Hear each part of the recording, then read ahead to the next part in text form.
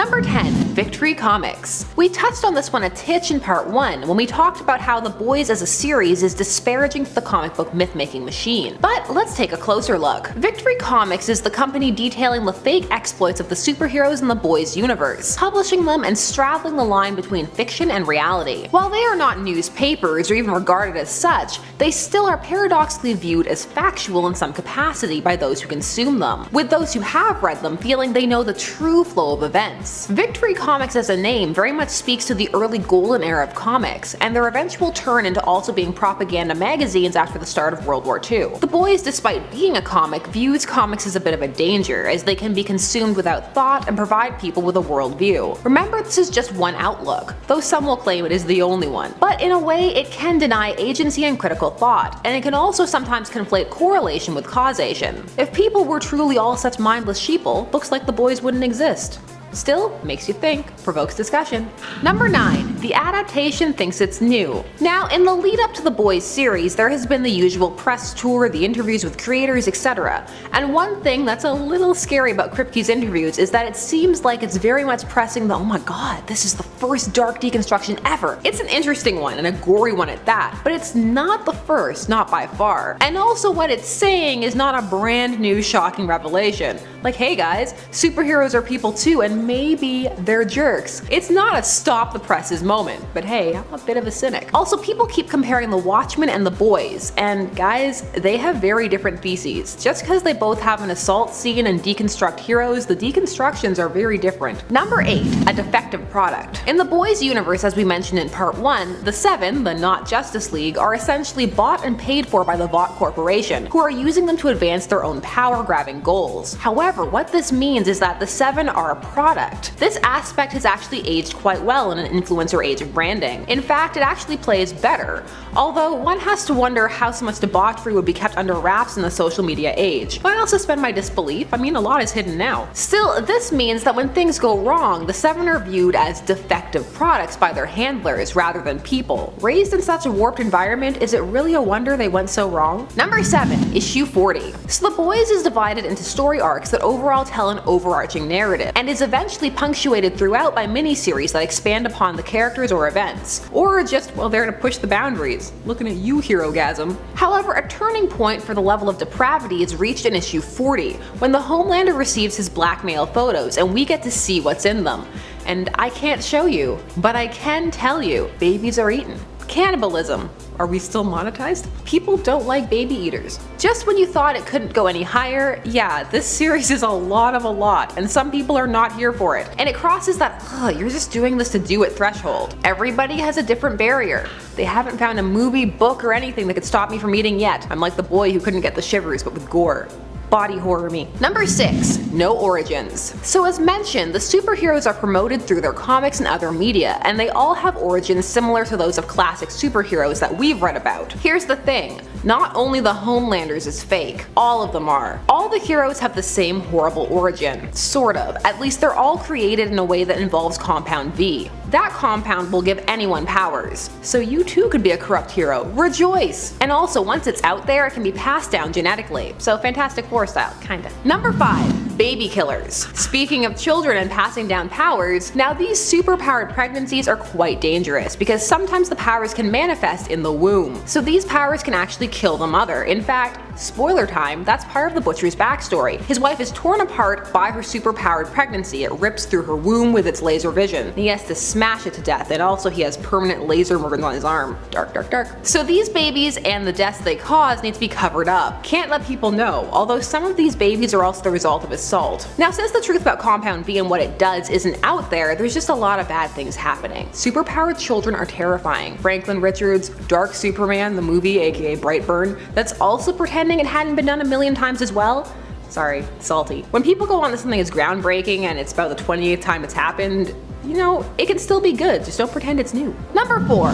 The female of the species. So the boys aren't all boys, that's just a colloquial term that isn't actually gender specific anymore. It had historical ties to a time when it would be more likely to have been all boys, but even then, there were girls too. So the most deadly member of the boys is the female, and her name is actually a play on the poem The Female of the Species by Rudyard Kipling, written in 1911. And man knows it, knows moreover that the woman that God gave him must command but may not govern, shall enthrall but not enslave him. And she knows because she warns him, and her instincts never fail, that the female of her species is more deadly than the male. So yeah, people underestimate the female, but they shouldn't, cause she'll rip your face off and not feel bad about it, because without fail, the female of the species is deadlier than the male. Number 3, homophobia. So the language used in The Boys is a lot by modern standards. I mean, it was a lot back then, but now some people's ears or rather eyes may bleed. It's quite crass, but beyond that, the series actually has some interesting things to say about true prejudice and how people can get caught up in vulgarity and assume that that is where true hate lies, when really it's with the very people who pretend to care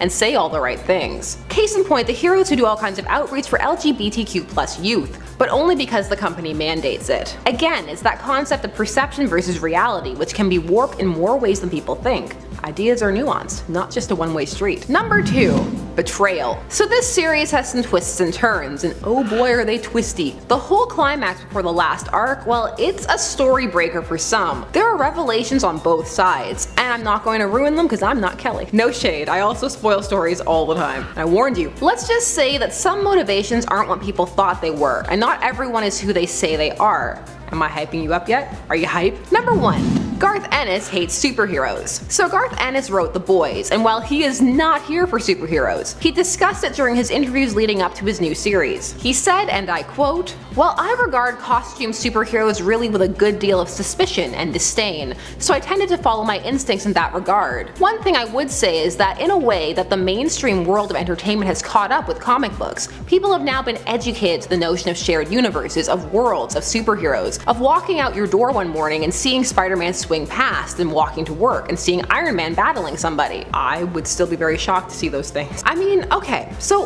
why disdain? I mean, yes, but it's a fictional idea. Does he know something we don't? Are they unveiling a real Superman tomorrow? It's okay to like ideas and believe in them, and it's also okay to deconstruct them. So Ennis is a cynic, and The Boys reflects that. It is unchecked cynicism. But if you can, do check it yourself. I mean, it's just one person's look. You can also create your own. Crowdfund it even. Ignore Tom Taylor's Spider-Man when he tells you not to. Yeah, there's an issue of Spider-Man where he's anti-crowdfunding. Form your own opinions. Number 10. Jack from Jupiter. There have been changes in who are members of the 7 made from comic to TV series. And one of these changes is Jack from Jupiter, who is featured in the comic but not the series. Jack from Jupiter was not a popular member of the 7, so was deprioritized by the company because he's not selling merch as well as the rest. He's a bit on the cowardly side, a heavy drug addict, and isn't the worst member of the 7 but also isn't the best. He was meant to be a combination of Captain Marvel and the Martian Manhunter, though of course he had a fake origin. He is supposed to be an alien but was just created with Compound V like all the others. Comic fans miss him, but as far as changes go, it's not the worst swap they could have made. Number 9. They're the Justice League. So as The Boys is a superhero deconstruction, it has more poignance when one recognizes the heroes being taken apart. So the 7 are meant to be a dark version of the Justice League, one that is corporately owned. This greatly changes the dynamic.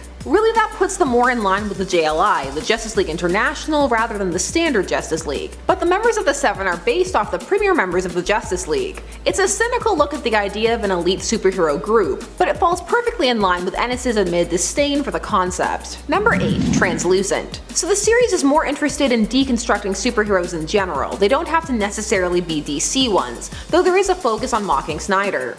So with this in mind, the hero Translucent was introduced to the team, a member with invisibility powers, despite the fact that that's not what the word translucent means, as is pointed out by Butcher in the show itself. Now, one of the reasons this change was made was so they could tweak the series intro, but also so they could have that gory death by butt bomb, even though the series writers admitted that based on their own rules, he shouldn't have exploded like that, stating, "Yes, you're absolutely right, the skin should have contained the blast, but then we'd have missed out on that amazing bloody explosion of blood and meat," meaning they're here for you having to suspend your disbelief. You know it wouldn't have been as good if he didn't explode.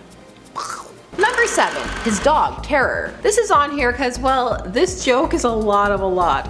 So the Butcher has a dog named Terror that he is taught to fornicate with anything he tells it to on command.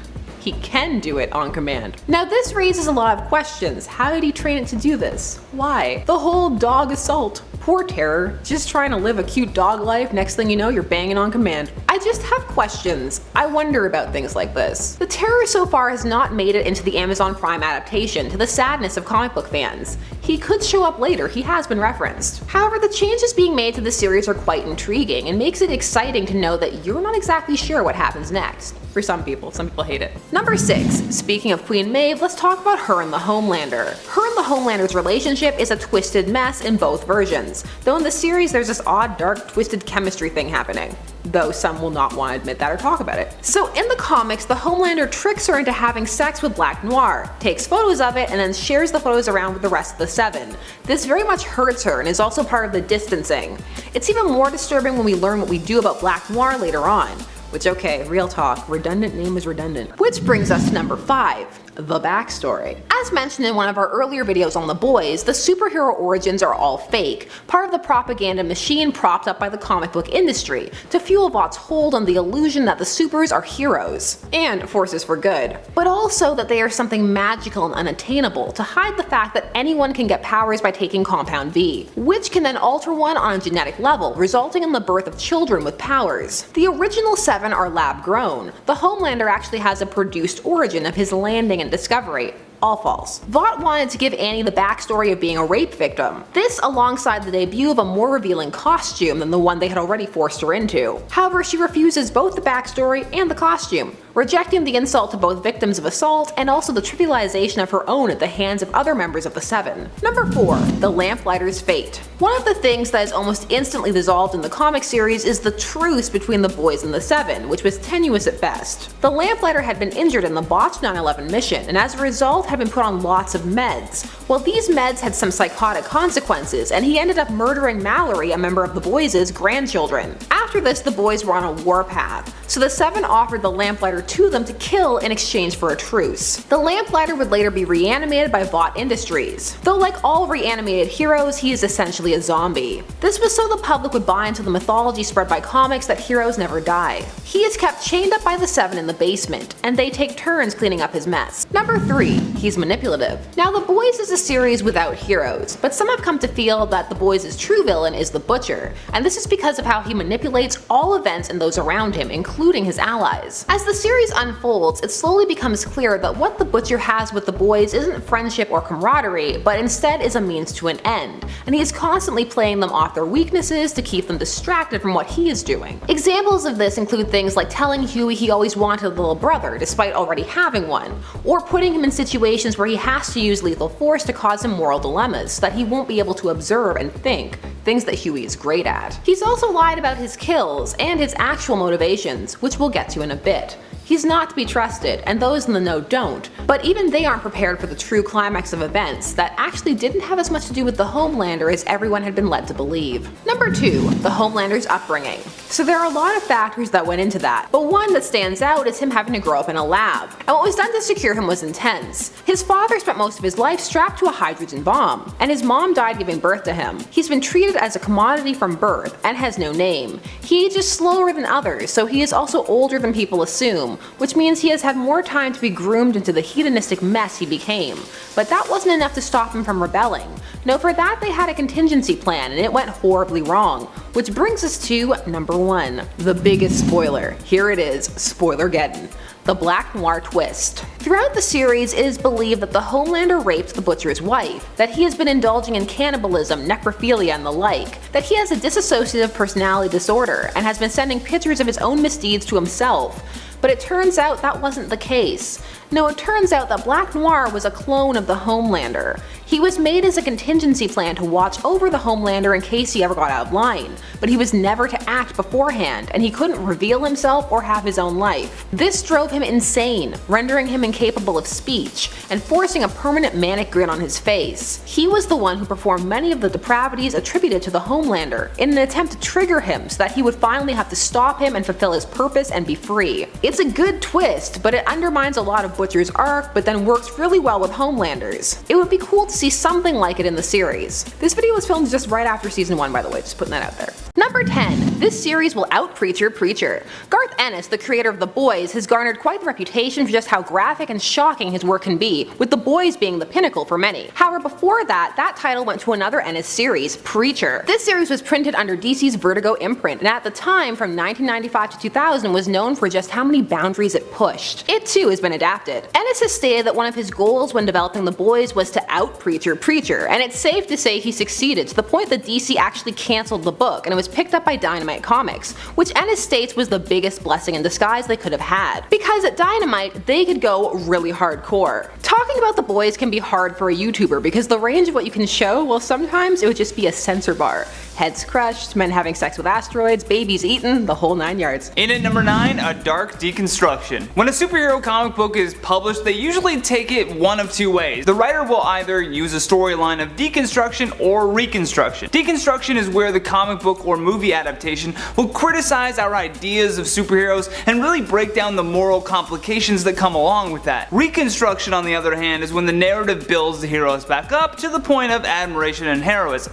The Boys go full deconstruction and dive deep into the dark world that exists in the aftermath of superheroes. With superpowers comes super destruction, and sure, the people being saved are happy, but what about everybody else's lives that live in the vicinity? Soups lose hundreds of people each year to collateral damage. I can't stop. Number 8. It plays with realism. Historical realism. As The Boys takes a more realistic look at the myth of the superhero and what role they would play in our world in terms of media and just how it would shape our society and aspirations, it sets its scene in a realistic realm as well, taking a Marvel-esque approach in that history has largely unfolded the same way it has in real life, but it has been impacted greatly by the existence of these supers. This plays out quite interestingly in how the comic tackles retelling 9/11. Yes, it tackles that, which for some was already a step too far. This arc was controversial. In The Boys, the Vought Corporation allows one plane to slip through the net after stopping the first two, so that it can showcase their new premier superhero team, the Seven, and test them in action. The only problem, they're untrained, undisciplined, and some are bullies and cowards. The whole rescue attempt is botched, and ultimately the Homelander forces the plane to crash land into the Brooklyn Bridge, destroying it, making that the monument of destruction left behind by 9/11, though the media covers it up as a victory. That's just one of the many ways the supers change this world. It's all dark, sad stuff. Not a happy world. Little joy. Except for me. In at number 7, the UNADAPTABLE series. After AMC's Preacher had wrapped up its 3rd season, Seth Rogen and Evan Goldberg will take another shot at bringing to life the brilliant work of Garth Ennis. Before the release and success of Preacher,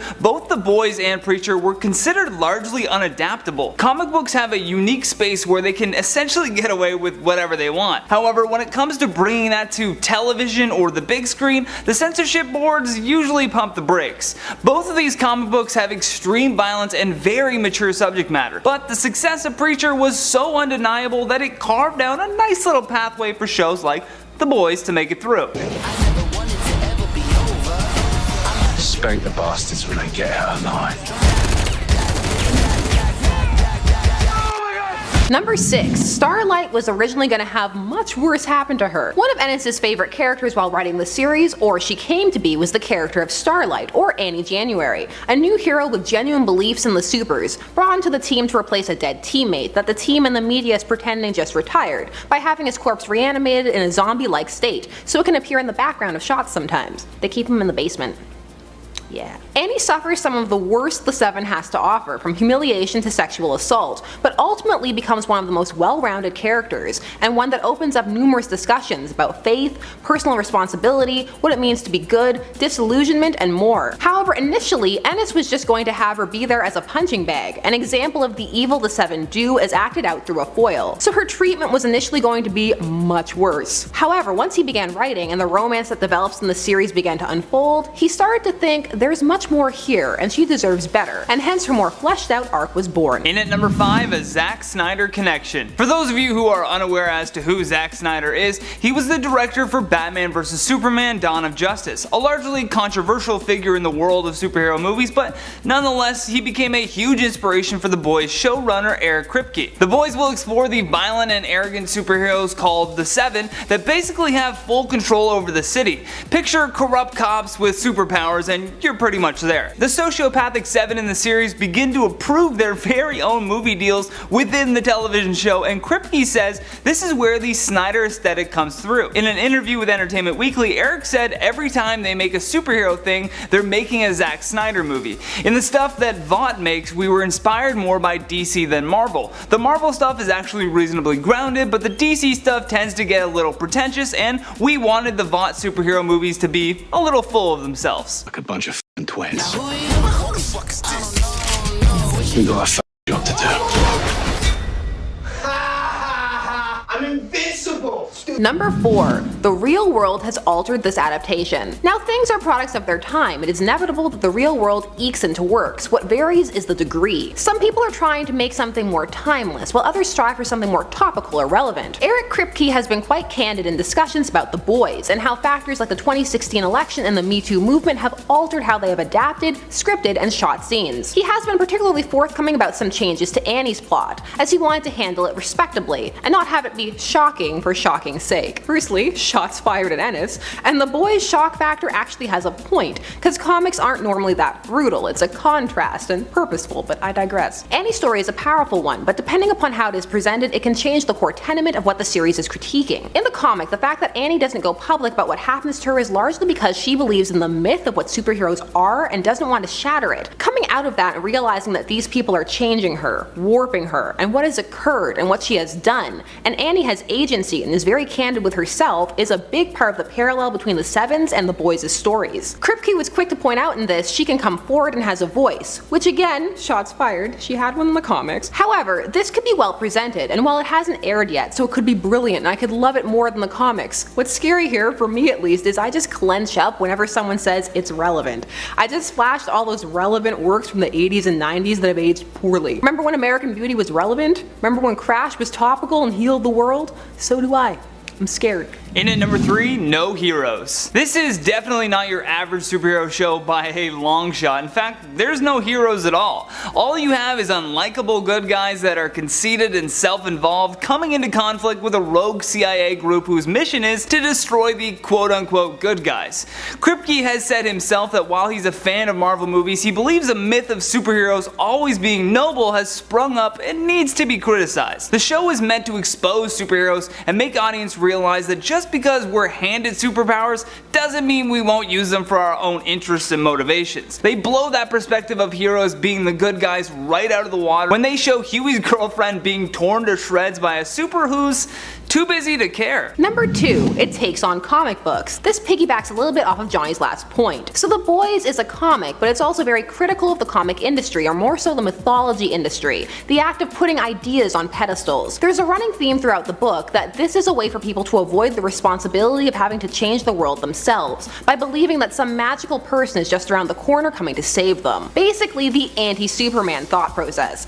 cause that one is our myths give us hope and keep us strong. Layers, it's deep. It's not just shocking to be shocking. That creepy interview has me shook. I'm scared. Of The Boys' arcs, one of the most off-putting to some is Herogasm, which, oh man, that one. Don't start with that one. I can barely show you anything, so much boobs and nakedness and just everything. Herogasm is basically an exercise in superhero debauchery and the Seven's descent. Read at your own risk. I personally love Herogasm, but I just love The Boys, 100% biased. Read the omnibuses, they're on sale, not sponsored. Last but not least, in our number 1 spot, Supernatural. As you know by now, Eric Kripke is the showrunner for The Boys, and Kripke is known for his work on the television show Supernatural, which was picked up by the WB. Eric had spent nearly 10 years developing the series Supernatural, and says that he has always been fascinated with urban legends ever since he was a child. Although whenever you're dealing with a network as large as the WB, creators often feel handcuffed with what they're allowed to do. The show went through several phases before becoming the final 14-season run that we received, and that being said, now that The Boys has been picked up by Amazon Prime, the cuffs have come off. Kripke said, as I mentioned before, that this time he will be doing a full deconstruction of not just superheroes, but entitled celebrities and the absolute worst of our politics. Number 10. Starlight's original purpose. We're gonna jump back and forth between comic and show continuity because they are different. But that's a good thing. They both have different strengths and weaknesses, and it means that it's worth it to read and watch because you're gonna get a different experience. In the comics, Garth Ennis, the book's author, intended to have Annie be a pure victim. Annie January, aka Starlight, was meant to be there as a foil for the Seven to demonstrate the depths the world's so-called greatest heroes had sunk to. However, once he began the writing process, he found himself placing her in a romance with Huey and finding her to be quite the compelling character. In fact, she became one of his favorites. Her tale transitioned into one of strength, faith, and hope, making her one of the strongest and most well-rounded characters in the series. He also said there is a bit of guilt in there about some of what he had planned. It's still rough for Annie, but it's rough for everyone. The boys' world is not a nice one. Number 9. She's not weak.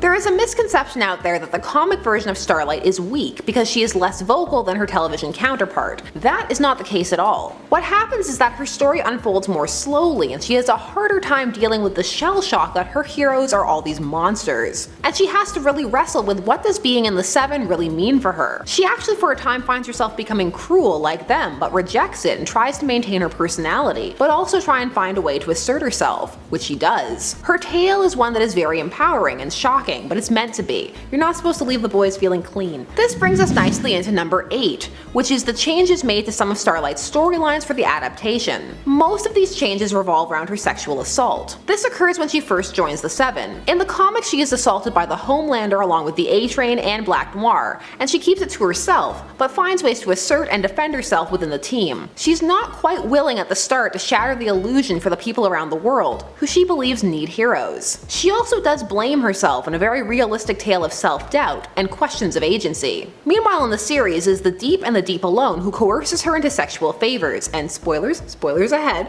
she does go public later. What has happened here is adaptational changes because of the times. Showrunner Eric Kripke was quite vocal about adapting the story for a post-Me Too world, so they didn't want her to feel like she had no agency. Well, a lot of what it boiled down to was if they waited for her to have her epiphany, say in season 3, there would be petitions and riots in the streets, calls for cancellation, the whole 9 yards, so they felt they had to do it sooner rather than later. Thankfully they have it play out well and in line with the boys' universe, but still that sounds like a reactive audience problem in general, not a source material problem. Also the Deep's comeuppance plays out well, though the point is more nuanced than some are reporting. Number 7. Queen Maeve's alcoholism. This facet is kept in both series. It stems in the comics from her desire to really help people that is completely crushed by the failed 9/11 rescue attempt in the comics. Queen Maeve descends into a state of apathy and just indulging her own needs, and is even cold to Starlight after she comes to her looking for some form of kindness after her assault. She's a bit more fleshed out in the series, but much of the core remains the same. Number 6. Her powers.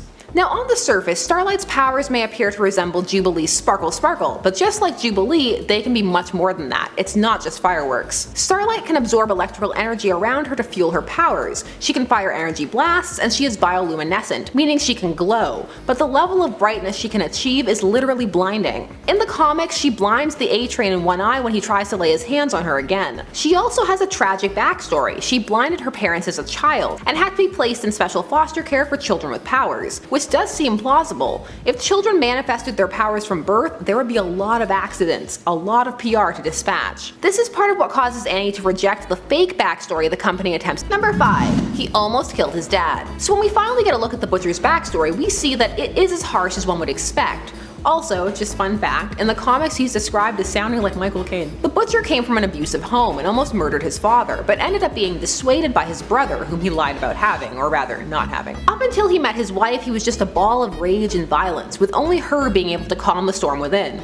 But that all ends when she is murdered by her super baby. Okay, so I have questions. How far along was the super baby? Or is the Butcher just really inattentive? Oh, nice sweatshirts, honey. Number 4. Feminist icon. In the Boys series, after Annie comes out against the Deep, she is made into a feminist icon and a symbol of strength by Vought Industries. The only thing is this is against her consent. The company does this for PR and to increase her popularity with female fans, and hence her profitability and marketability. It is a very cynical look and commentary on the modern media industry, and one one that really works. It's in tone with the jaded cynicism of Ennis's original work, so even though it's a change, it works well. Annie's actress, however, maintains her character's view that hopeful doesn't mean naive, and that even in a dark world, hope can exist and withstand the dark things that people do. Number 3. The plane hijacking. So the plane incident is a pivotal moment in both series, wherein it is revealed that despite all their rep as heroes, they're not really trained, they're just products, so they completely botch the rescue. Honestly, changing it from the 9/11 setting is probably for the best. All you really need is for the audience to see them being callous, careless, and ultimately leaving everyone to die. The Homelander in the series is so cold about it and then sociopathic about turning it around for Vought. It's really well executed. In the comics, this failure leads to the destruction of the Brooklyn Bridge, which is the monument to the disaster of that day rather than what truly happened. In the series, Maeve having to leave that little girl, I'm still not okay. Number 2. Annie and the Homelander. We're going to be talking about the comic series for this one. As mentioned here, it is the Homelander who instigates the coercion, leading her around the headquarters before telling her that a blowjob is the last step in her initiation. However, the more time Starlight spends with the Seven, the more what happens there becomes commonplace, and there are moments when she forgets and just starts talking to the Homelander about her fears about leaving the Seven, only for him to throw it back in her face, going, "After all you did to join," which suddenly reminds her of everything, leaving her furious with herself for forgetting and him coldly baffled. Now, some feel this is unrealistic, but it could also be viewed as extremely human. If one stays in a negative situation long enough, even people who have been cruel can become fixtures and can come to feel like friends, and they can even be comforts simply because of the familiarity, and humans have an amazing ability to adapt. It's a powerful moment. Whether or not it works for you, read and find out. Number 1. A bit of a stalker. The relationship between Annie and Huey is one of the bright spots in Annie's life, and begins with neither knowing the other's secret identity, so they both just get to know each other as people, and find that they have a genuine love of life and a desire to grow together. However, this changes for a bit once Huey learns that Annie is not only a superhero, but a member of the Seven. He also has a hard time after he sees what was done to her. It was recorded, Butcher had a tape, it was a thing. Lots of surveillance, everywhere. Driven by the fear that she could lose him, Annie follows him to Scotland. In the comics, Huey is Scottish, and he is modeled off of Simon Pegg, who by the time this adaptation rolled around was too old to play Huey, but he was still added to the adaptation as Huey's father. Still, following Huey around the world, that's a lot of a lot. Sometimes people need space. Though for the hopeless romantics out there, they may feel sometimes need to do anything for love. Well. Number 10. He was created by Nazis. The Homelander is the beacon of hope of the boys' universe, the #1 superhero. There's just one problem. Everything about him is a lie, down to his origin. While the public believes he was a crashed alien, in reality he was the result of a corporate experiment by Vought Industries, who was using Compound V, an experimental serum created by Nazi scientists to attempt to create super soldiers. To achieve this, they injected pregnant women with an excessive amount of the serum to see what the results they could produce were, one of which was the Homelander, though his mother died in the process. The Homelander as a hero has super strength, laser vision, enhanced senses, and vocal cords, all the things you would expect. Number 9. He has no training. Throughout The Boys, we are able to witness different time periods and the characters at these points, which reveals the sad reality that the Homelander and indeed all of the supers are a construction largely created as a bid for corporate control. Corptocracy time. There are lots of conspiracies in this comic, but because of all of this, the heroes are really more for show, and the situations they are sent into are more PR stunts, even though they are actual situations. But the thing is, they're not trained for it at all. If they do well, perfect, but if they mess up horribly, that's fine too. You get to witness some horrible botched rescue attempts and missions in this series, and just witness how ineffectual of a leader the Homelander is. During one rescue attempt with 9/11 ties, he yells so loudly at the passengers on a plane to shut up that he bursts their eardrums. Number 8. He has no identity. A key part of so many superhero stories is that duality of identity, that balance between hero or public persona and the private one. It's the foundation that many stories are predicated upon. Even Superman has his fair share of identity drama. However, the Homelander has no identity, not even really a name. Though he has been called John, but no one is sure if that's really it. With no counterbalance, it works narratively to showcase how distant from the rest of the world the Homelander really is. He has no ties, no friends, no lovers, not proper ones anyway. He is simply the Homelander, and all that entails. There is no one to be held accountable because the myth of the Homelander reigns supreme, leaving him in a way identityless, and that's a scary concept. Number 7. He's a deconstruction of Superman. Now, if you're coming from our other video, you know this point. The Homelander is a clear examination, subversion, and deconstruction of Superman, but it goes beyond sharing the same powers and a similar-ish backstory. Instead, this story fully takes on the concept of what happens if you change Superman's environment, just as many Elseworld Superman stories have done, most notably Superman Red Son. The Homelander is raised by corporations and told he must be a hero, isolated and kept separate from the very humans he is meant to protect. He was raised in a lab and experimented upon, which in a way makes some of the small moments of genuineness he has a bit of a surprise. It showcases how that human element to Superman is what makes him a hero or villain. As deprived from it and manipulated by all around him, he falls, and falls hard. It's also good that this is another imprint, because Clark putting his hand through the Joker's chest in Injustice after he was tricked into killing Lois and their unborn baby is one thing, but all the things you see the Homelander do, people wouldn't recover from seeing Superman do those things. Number 6. Everyone loves him. One of the things The Boys plays with is how easily taken in the public can be by the PR machine, which means that no matter what the Homelander does, no one ever hears about it, so the people love him, and even the people who do see it happen get paid off. What also helps with this are comics, which depict official versions of events in this universe which people latch onto. Belief in the myth of Homelander can inspire, and he's inspired people to become heroes only to have their illusions shattered. This is when they enter the actual world of superheroes and see what it's really like, an occurrence that can be paralleled by many real-world industries. Just the concept that someone so vile could be so loved, upsetting. And yet, we know what happens. Number 5. He's a rapist. This may seem kinda low for some people, but for those who've read it, you'll know why it's halfway. As there are no consequences for any of his actions, the Homelander abuses his authority on every level, and that includes sexually. For example, when initiating new recruits, he makes their final test a blowjob. So you may be wondering, why are there no consequences? Well, the reason is the companies and governments want the supes to be distracted, so that they don't realize the powers that they have, and what they could do if they went off on their own. So to keep them distracted, they have them invested in their own squabbles and hedonisms. It's a valid tactic, and well, it works for a while.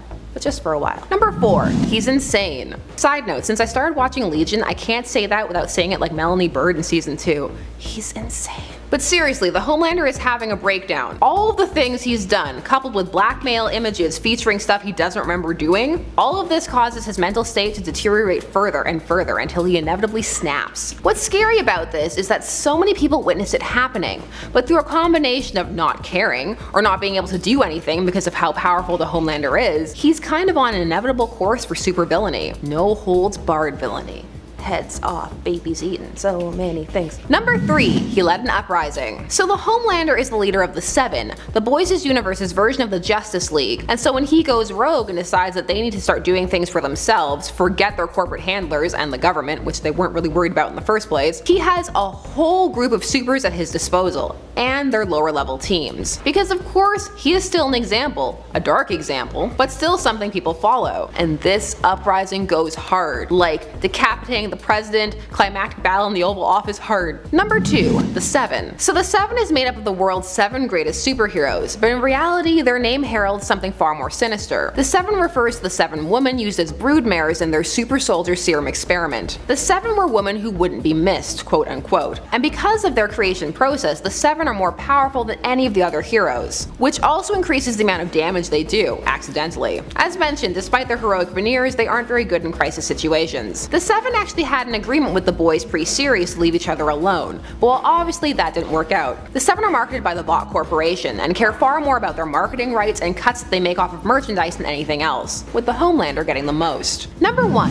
He could have been a real hero. So this is probably more sad than scary. It's the fact that the Homelander could have been the hero he wanted to be, without all of the influences and the blackmail and the glitz and the glamour. With some real support, he could have been a Superman. Near the series' conclusion, he realizes that ultimately the decision to not be that, while partially, okay, a large part of it was his own doing, but without interference, he might have been the person everyone thinks or thought he was. That's really upsetting. I mean, no sympathy for the Homelander at all, but it's nuanced. While the goal of this series was to out-preacher Preacher, which it definitely did, there are also a lot of layers to the character motivations. In short, I'm saying it's still worth reading, and I spoiled as little as I could. And I'm so excited for this series. Number 10. His original name. We're starting off light, because it's gonna get real dark later. So the Butcher is the second name for the leader of the Boys. When Garth Ennis was creating the character, he wanted a name that would reflect the brutality and savagery he had planned. And for that, at first, this character's name was going to be The Savage. This would actually have played better today than when the Boys first began publication, funnily enough.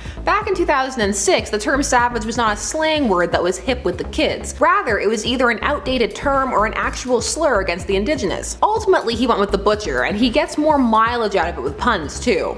You can do a lot with the Butcher. For example, the Butcher's backstory miniseries is called The Boys, Butcher, Baker, Candlestick Maker, because nothing says nursery rhymes like gangland violence. Number 9. He's Garth Ennis' favorite character. When Garth Ennis was creating The Boys, he was seeking to outdo himself in terms of sexuality, violence, and just his general disdain for superheroes. In his own words, to out-preacher Preacher. At that point, his most controversial work, which also managed to get adapted. In that process, he set about creating his brutal, calculating protagonist, the Butcher, and he quickly became his favorite character. Now, he's created more characters since, so one has to wonder if this still stands. One's opinions do tend to change over time. However, even if he's not the favorite anymore, he obviously still has a special place in Ennis' heart, and he certainly is a memorable character. Few who have read The Boys will be forgetting the Butcher anytime soon. Number 8. Stereotypical motivations. It's spoiler time. So one of the changes made to the story is surrounding the Butcher's motivations and the genesis of his true hatred of the Homelander in particular. These were originally in the comic that his wife was raped by a soup he deduces was the Homelander and impregnated. She was then killed by the super baby growing in her womb, which he then had to beat to death with a lampshade. However, this backstory is changed for the series in a very clever way that moves away from the tired rape revenge motivation for the male character trope, while still retaining the core elements of the story. In the comics, this was what caused the Butcher's increased level of brutality towards soups, making sure situations that didn't have to end in lethal violence did. However, this is also a weaker motivation because of the Homelander twist at the end of the comic that involves clones, and means that the Butcher was after the wrong person, which kinda takes some of the pizzazz out of it all. Number 7. Faith. One of the very well handled aspects of The Boys, surprisingly for something so gory and irreverent, is faith. Annie's faith in particular. She is genuinely Christian and finds her beliefs shaken by what has happened to her and the truth about heroes. It parallels the myth of the hero quite well, and how the beliefs are simultaneously shared and shattered. So it's quite clever and deep. It's scary that that has largely been left by the wayside in exchange for a general naivete. Still, faith is a controversial topic, and again the kind of thing that could lead to review bombing by outlets, something that a series on a streaming service that will need to spread through word of mouth cannot afford. So far the word of mouth has been good. I'm definitely enjoying the adaptation. I did not have crushing disappointment, so yay. Number 6. He will kill children. So the Butcher is very much unhinged and has an attitude that the only good super is a dead one, regardless of their age. He's just there to escalate the situation. This is exemplified when the boys go up against Super Duper, a very low tier superpowered team who are young, low powered, and in some cases mentally challenged. They actually spend most of their time as support personnel for a disabled group home. The fact that they're not awful confuses and kind of enrages the Butcher. He was ready to kill one of them because they accidentally insulted him because they had Tourette's. It's only Huey's intervention and protest that they're just kids that keeps him from full on going at them. Number 5. Can't stop the A-Train, except you totally can. The A-Train meets quite the ending in the comics. Huey is manipulated into killing him by Butcher, who plays with Huey's hatred of him for killing his girlfriend and for assaulting Starlight. The whole thing is quite horrifying, with the A-Train never fully realizing just what is happening because he's so terrified. He gets his head kicked off. Just right off. I'd say ouch, but would you even feel that? Probably. Yeah. Number 4. The Seven are afraid of him. When Huey joins the team in the comics, the boys and the Seven are at a standstill kind of trucious thing. However, this truce is one the Butcher is set on breaking. The truce initially was due to an escalation of violence that led to the murder of a former member of the boys' grandchildren and the death of the Lamplighter, who was then reanimated but at the intelligence level of a zombie. This was so the public could see him and believe that heroes can't die. But the truth is the Seven keep him chained up in the basement in his own filth. Anyways, back to the Butcher. The levels to which he will go actually disturb the Seven, particularly the Homelander, who can tell that the Butcher hates him. He can sense this through his heart rate, etc., but he doesn't know why. What freaks all of the Seven out is that he can't be bought, he's always watching them, and that he can kill them. When you have the most powerful beings on their toes, that says something. Number 3. Vigilante. The thing with the boys' universe is that the heroes are owned and controlled. You can't just be running around willy-nilly. Then you're a vigilante, which is still not allowed. In the boys' universe, or Toronto where the show is shot and does a terrible job of masking it. Annie has always wanted to help people, but in both versions of the boys the only way she can is through the system, and when she cracks in the show that gets her in major trouble. She's threatened with legal action and it blows her secret identity. And yet, many of the crimes they do stop are staged. This is again to increase how good the heroes look. She's essentially just a pawn. So even heroes who want to do good find themselves trapped in a world where they cannot, which is part of what sends some of them into a tailspin, while some of the others are just bad people. This leads us directly into number 2. He killed the boys. Very few people make it out of this comic series unscathed, and the boys are no exception. No character shields for anybody. When it comes to the Butcher's true plans, he knows that the other members of his team will try and stop him, so he needs to get them out of the way. First, we see the murder of allies from earlier issues, and finally the elimination of the boys themselves, except for Huey. It's a sad realization that the reader comes to, and for some it completely ruins the story. There are lots of readers who enjoyed the story up until this point, where they felt that it was just a little bit of overkill. The Butcher even ultimately ended up manipulating Huey into killing him. Yeah, Butcher is pretty unlikable in the comic series. The TV series is working on that. Actually, they're doing a lot of humanizing there for everybody. And number 1. The biggest spoiler of them all, the betrayal. The Butcher has another plan, aside from misplaced vengeance against the Homelander. His plan is really to destroy all soups by using the unstable formulation of Compound V, and thus it is revealed that he didn't kill the scientist who created it, and instead was working with him to destabilize it and destroy all soups. So again, this is a mileage varies thing. For some people, while the series is super irreverent towards supers, it's another thing to see them brutally annihilated. People have limits. The Butcher is cold and sadistic, but some feel this action undermines the series, while others feel it encompasses it beautifully. In the show, we'll probably see something different, or at least watch it unfold differently. I'm definitely excited.